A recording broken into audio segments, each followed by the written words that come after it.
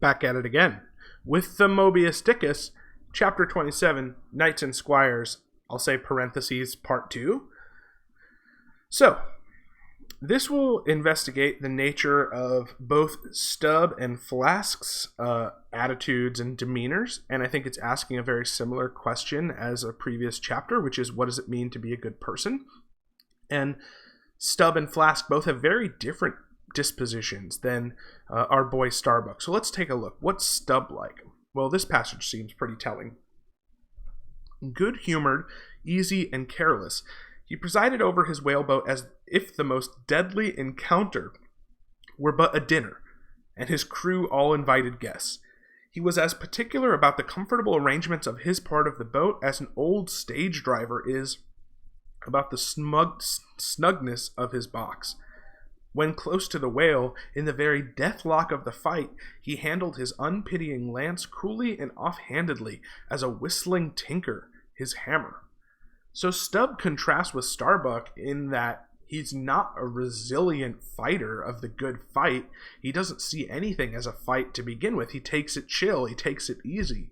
If we're thinking about this in the context of different religions, if, perhaps Starbuck is the, Christian soul of Pilgrim's Progress, given the Bunyan reference, maybe Stubb is the metaphorical Zen monk here, for whom no battle is ever won or lost because he doesn't conceive of the things that happen in life as battles. And perhaps that's a different way to inoculate against yourself against the possible difficulties and sufferings of life that could lead to that ominous fall that is alluded to in terms of Starbuck's fortitude. So maybe the way not to fall is just to take it chill.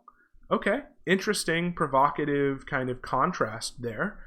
Of course, what complicates this is how Stubb achieves his chillness, which is, of course, as the passage says, with the ubiquity of his pipe. It says he kept a whole row of pipes there ready loaded, stuck in a rack within easy reach of his hand, and whenever he turned in, he smoked them all out in succession, lighting one from the other to the end of the chapter, then loading them again to be in readiness anew. For when Stubb dressed, instead of first putting his legs into his trousers, he put his pipe into his mouth. I say this continual smoking must have been one cause, at least of his peculiar disposition, for everyone knows that this earthly air, whether ashore or afloat, is terribly infected with the nameless miseries of the numberless mortals who have died exhaling it. And as in the time of the cholera, some people go about with a camphorated handkerchief to their mouths, so likewise against all mortal tribulations Stubb's tobacco smoke might have operated as a sort of disinfecting agent. So there's a lot of interesting stuff going on with the word choice there. I find it fascinating that we have this comparison to a disinfecting agent, but that seems to imply that mortal tribulations are an infection. But if mortal tribulations are an infection, then what is life? Is there anything that makes sense in terms of life without tribulations? If you reject tribulations, do you also reject life? And I also find it interesting that we might even think of this passage as being a form of escapism, which complicates the whole process of being zen or being chill or being detached. Is being detached worth it if the benefit to your well-being and your peacefulness is that you feel detached from the things around you? It's an interesting question. I think it's something that people who learn about Buddhism often respond to in two different ways. Some people find the detachment of Buddhism incredibly liberating and exciting, and some people find it, at least I've had it expressed to me, as a somewhat nihilistic philosophy. I think it's legitimate to interpret it in both ways. It just depends on your point of view. And Stubb is asking us, is it better to be like Starbuck, who metaphorically fights the good fight with fortitude, or is it better to not make your life a battle in the first place and just let go? It's an interesting question. And then we have Flask, who also achieves a kind of ethical and personal detachment, but it's not through calmness. It's actually through the opposite. It's through intense focus. Okay? It says this short, stout, ruddy young fellow acted as if Leviathans had personally and hereditarily affronted him, and it was therefore a sort of point of honor with him to destroy them whenever encountered. So utterly lost was he to all sense of reverence for the many marvels of their majestic bulk and mystic ways, and so dead to anything like an apprehension of any possible danger from encountering them, that in his poor opinion the wondrous whale was but a species of magnified mouse. Love the alliteration on wondrous whale and magnified mouse. Or at least water rat, requiring only a little circumvention and some small application of time and trouble in order to kill and boil. This ignorant, unconscious fearlessness of his made him a little waggish in the matter of whales.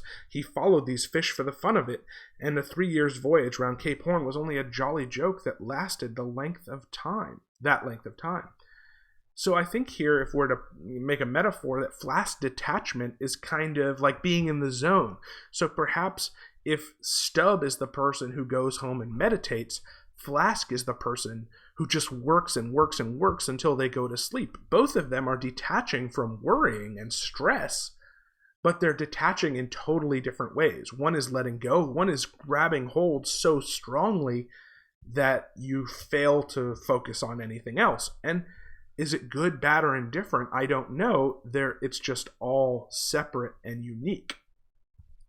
After that, we have the introduction of Tashtego and Dagu, and thus we get a rounded picture of the diversity of types of people on the Pequod, and I think also the multifaceted distribution of traits and attitudes amongst mankind in general. Hence the passage here which says they were nearly all islanders in the Pequod. Of course, islanders meaning like harpooneers who are raised on islands, but also he's talking metaphorically about their island nature.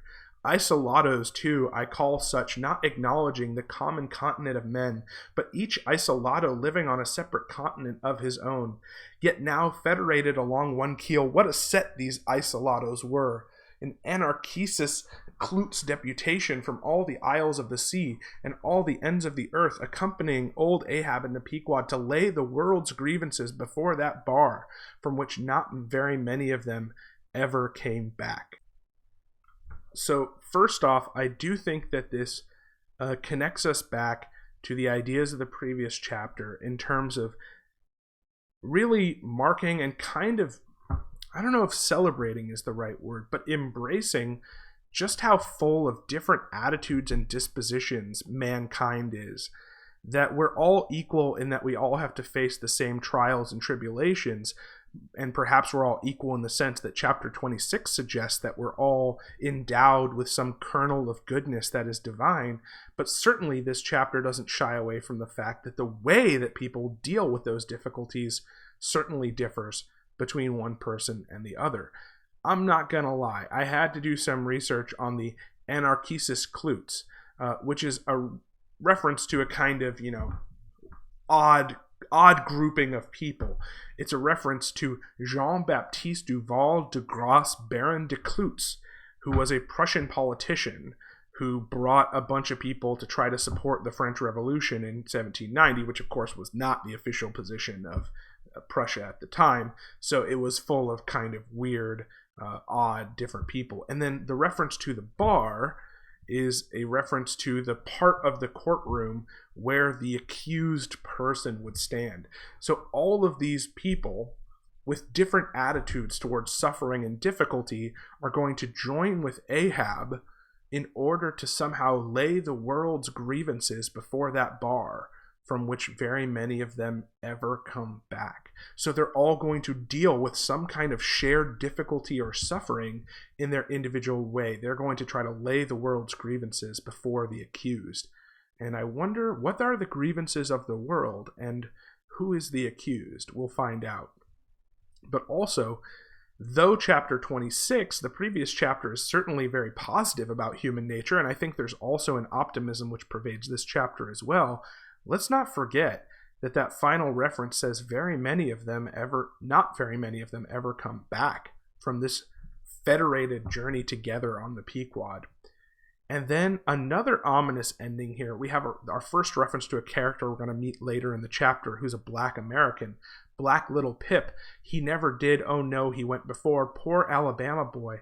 On the grim Pequod's forecastle ye shall ere before long see him, beating his tambourine prelusive of the eternal time, when sent for to the great quarter-deck on high, he was bid strike in with angels and beat his tambourine in glory, called a coward here, hailed a hero there. So the last reference is to apparently a character Pip who will die, and die being called a coward, but be hailed a hero in heaven. So perhaps that's another both pessimistic and optimistic ending. Pessimistic, this character's going to die.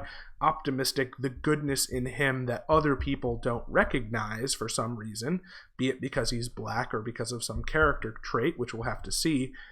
Once he goes to heaven, God at least will recognize it. So I think chapter 26 is a less ambiguous chapter, which just says, wow, isn't mankind capable of so much fortitude and so much strength? Whereas this chapter starts to get a little bit more ambiguous about all the different diversities of ways that people exercise that goodness and that fortitude or non-fortitude, and then perhaps the ultimate, I don't know about pointlessness, but the ultimate challenge of the world. No matter what type of isolado you are, the world will certainly lay some grievances before you. We'll have to keep an eye out for what that means. Thanks for watching. See you next video.